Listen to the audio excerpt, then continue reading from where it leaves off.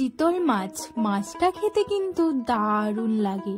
চিতল মাছের অনেক রেসিপি আমরা ট্রাই করেছি, যেমন চিতল মাছের তেল ঝাল, চিতল মাছের ঝোল, চিতল মাছের কালিয়া। তবে আজকের রেসিপিটা একটু অন্যরকম ভাবে আপনাদের সঙ্গে শেয়ার করে নেওয়ার চেষ্টা করলাম। আশা করছি আজকের রেসিপিটা আপনাদের খুব ভালো লাগবে আর খেতে লাগবে দুর্দান্ত। তাহলে চলুন আজকের রেসিপিটা শুরু করছি। একটা বড় সাইজের চিতল মাছ বাড়িতে এসে গেছিল সেই দিন। না নিজে থেকে আসেনি, কিনে আনা হয়েছে বাজার থেকে। এবার আমার মা বসে পড়লো মাছটাকে ধুয়ে বেছে কেটে পরিষ্কার করে নেওয়ার জন্য। বেশ ভালোভাবে মাছের পিসগুলো করে ধুয়ে নিয়েছিল। এরপর এর মধ্যে একে একে তেল, লবণ, হলুদ দিয়ে মাছটাকে ভালোভাবে মেখে নিচ্ছিল। মাছটা খেতে কিন্তু দারুণ ছিল, আর আমার মা যেভাবে রান্না করেছে তাতে গরম গরম এক থালা ভাত আর এই চিতল মাছের রেসিপিটা দারুণ জমে গেছিল দুপুরের খাবারটা। অবশ্যই কিন্তু রেসিপিটা বাড়িতে ট্রাই করবেন। কড়াইয়ের মধ্যে তেল গরম করে ফোড়নে তেজপাতা আর গোটা জিরে ফোড়নে দিয়ে মাছগুলোকে একে একে দিয়ে ভালোভাবে ভেজে নিচ্ছিল।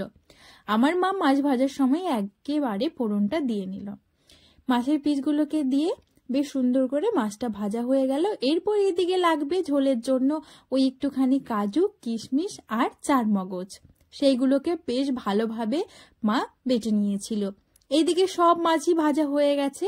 এরপর কড়াইয়ের মধ্যে তেল দিয়ে সেই বেটে রাখা কাজু, কিশমিশ আর ছিল চারমগজ, এইগুলোকে তেলের মধ্যে দিয়ে একটুখানি নাড়াচাড়া করে নিয়ে তারপর স্বাদ মতো লবণ, হলুদ গুঁড়ো দিয়ে ভালোভাবে একটুখানি নাড়াচাড়া করে নিচ্ছিল। ও কয়েকটা চিড়ে রাখা কাঁচা লঙ্কাও দিয়ে দিয়েছিল।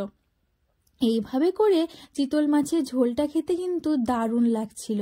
এরপর দিয়ে দিল 1 চামচ মতো ঝাল শুকনো লঙ্কার গুঁড়ো, তারপর কাশ্মীরি লাল লঙ্কার গুঁড়োটা, যাতে একটু সুন্দর রং আসে।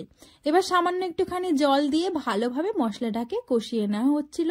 যত সময় না এটার থেকে তেল ছেড়ে আসছে তত সময় মশলাটাকে ভালোভাবে কষিয়ে নিতে হবে। তেল ছেড়ে আসলেই বোঝা যাবে যে মশলাটা ভালোভাবে কষানো হয়ে গেছে, তখন দিয়ে দিতে হবে ঝোলের জন্য পরিমাণ মতো জল। মশলাটা কষানো হয়ে গেছে, তাই এখানে মা পরিমাণ মতো জলটা দিয়ে দিল। তারপর মশলাটাকে ভালোভাবে এটার সঙ্গে মিশিয়ে নিল। এরপর আর কিচ্ছু না, ভালোভাবে ফুটিয়ে নিতে হবে। আচ্ছা, আমার চ্যানেলের এই সুন্দর সুন্দর সহজ রেসিপিগুলো দেখতে আপনাদের কেমন লাগছে সেটা অবশ্যই আমাকে কমেন্ট করে জানাবেন। আর ভালো লাগলে চ্যানেলটিকে সাবস্ক্রাইব করে আমার পাশে থাকবেন, আর অবশ্যই বন্ধুদের সঙ্গে শেয়ার করবেন। একটি লাইক দিতে কিন্তু একদমই ভুলবেন না।